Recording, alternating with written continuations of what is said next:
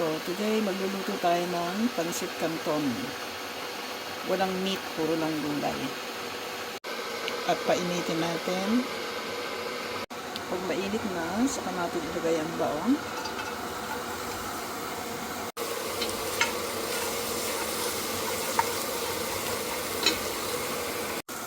At saka natin inusunod ang sibuyas.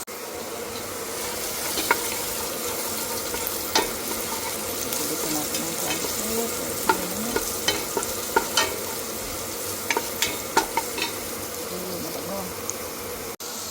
Then, isunod natin ang ating carrots and green beans.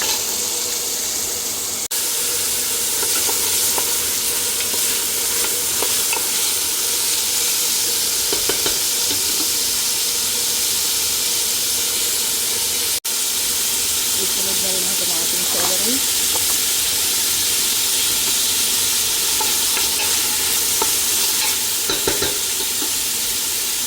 Lagyan natin ng konting asin at paminta.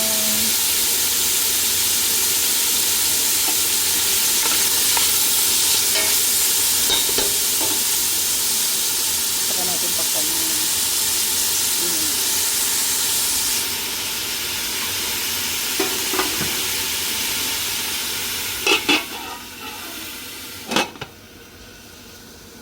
ating pancit canton, higasan natin sa strainer. Daglawan lang ng konti.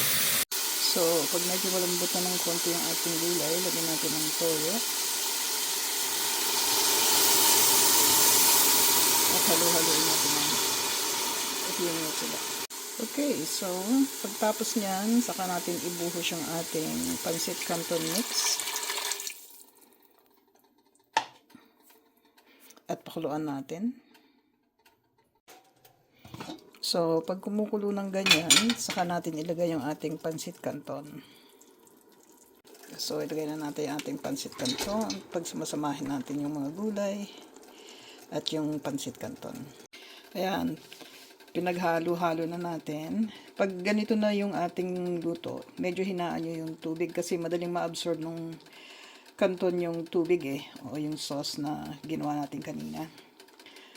Pag medyo luto na to, saka natin ilagay ang ating cabbage o yung repolyo. Alright, so saka na natin ilagay ngayon itong cabbage hanggang sa maluto at lumambot siya. And then ready na po siya. Huli kong inilalagay yung cabbage kasi madali lang siyang maluto at lumambot. So habang naluluto ng gusto yung pansit, saka rin naluluto ng gusto yung cabbage. Medyo patakan na rin natin siya ng konting patis or yung fish sauce para lumasa ng gusto. Takpan uli natin siya hanggang sa maluto at lumambot na yung cabbage. At syempre, hindi mawawala ang kalamansi para pampasarap.